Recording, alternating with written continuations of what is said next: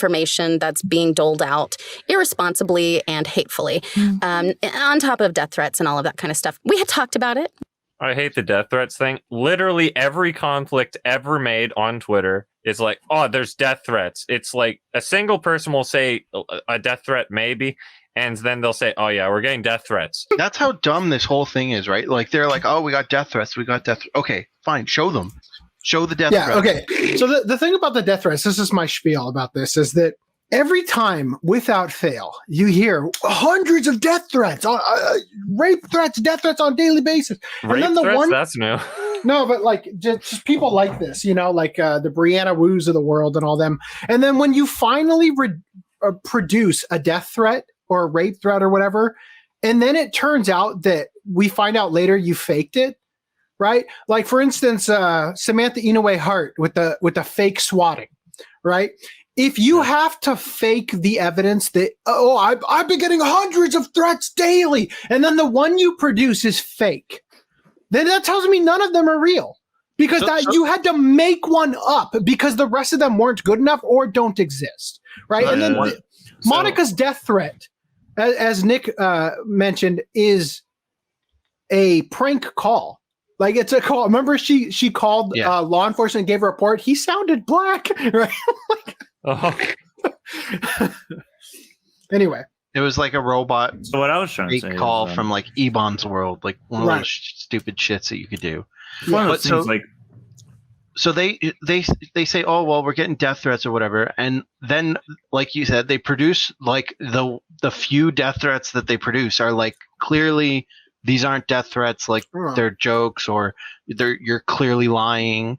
And so if you're actually getting death threats, like why can't you show the DMs and then that person would get banned from Twitter or YouTube or whatever? Your attorney. And then what I was going to say is like in the crazy wacko world we're living in right now, her saying, especially with after the whole BLM thing, her saying, oh, I've screenshotted this and I'm going to send this to Homeland Security. You could argue that's a death threat. Oh, you're going to have the FBI show up at my house and raid my house.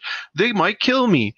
Honestly, that's more credible death threat than majority of the shit. Like, Monica's sending death threats to all these people. Like, that's also an act of terror. That's also an act of terrorism. Manipulating the post. She's terrorizing me and telling me that all my tweets are getting sent to Homeland Security. Like that's this how reminds dumb me this of. is. Do you guys remember that meme where it's like? The internet, if you've been on it for a long time, is very believable that people would send death threats and whatnot. Oh, yeah. Anyone who has like any kind of big following. Hell, people that don't have a big following, even I have had a couple. But, obviously I don't see any of them as credible. Of course. But so I don't give a shit. Well, this also goes back. What I'm saying is like everyone gets them. Yeah. The fact that they can't produce any is probably the most shocking thing to me. Yeah. And even beyond that, I doubt you would ever be able to produce a credible one. Right. They're either just misconstruing any mean tweet and being like, okay, that's basically a death threat. And they're also, as you guys say, it's all fake. Or any that they're getting, they can't accept that it's the exception, not the rule. They're acting as if Vic sent them out specifically to hire, like a hit for hire, to be they argue that he did. They argue that he sent fans after them because he said, what was the line he said? Like, they're framing it this way. This sort of goes back to also when this whole thing first started, people were throwing around a statistic. You do realize that only like 8% of rape allegations are false. And it's like, okay, let's say that actually that's not true. Yeah, let's say that that's true, though.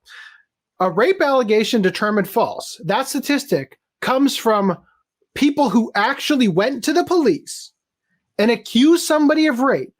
And it was either determined that it was impossible for that person to have committed the rape because maybe they were in another country on camera at a seminar somewhere when you claimed that it happened, or because the person who claimed the person raped them later recanted their story and said they made it up, right?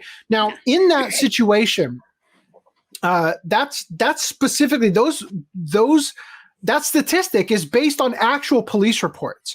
Online, anonymously, to a celebrity, that number is astronomically higher.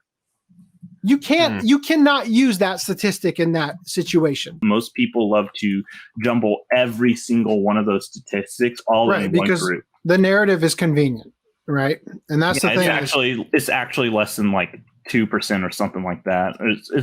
I know it's less than 5, but I think it was like around 2 or something %. What about the death threats that Vic probably has gotten? It probably counterbalances it at least. Like, I mean, what about all the fake rape accusations that Vic got? All the shit on the Tumblr. Honestly, if she wanted to, what's it called? If she ever really wanted to find out where most of harassment, quote unquote, could be, I actually know where she could find it. And that, if she ever, I don't think she ever looks there. That's the issue. It's like, it's on her freaking Mal page. Really? For the longest time, I don't know if Mal ever curated it, but for a good, 6 or so months, it was just getting bombarded every day with new fucking comments under her, because you could comment under voice actors. Mm-hmm. Yeah. And what's it called? Only the most recent 10 are visible, though. Yes, it's only the most recent 10, and you see a lot of people always fighting to one up each other.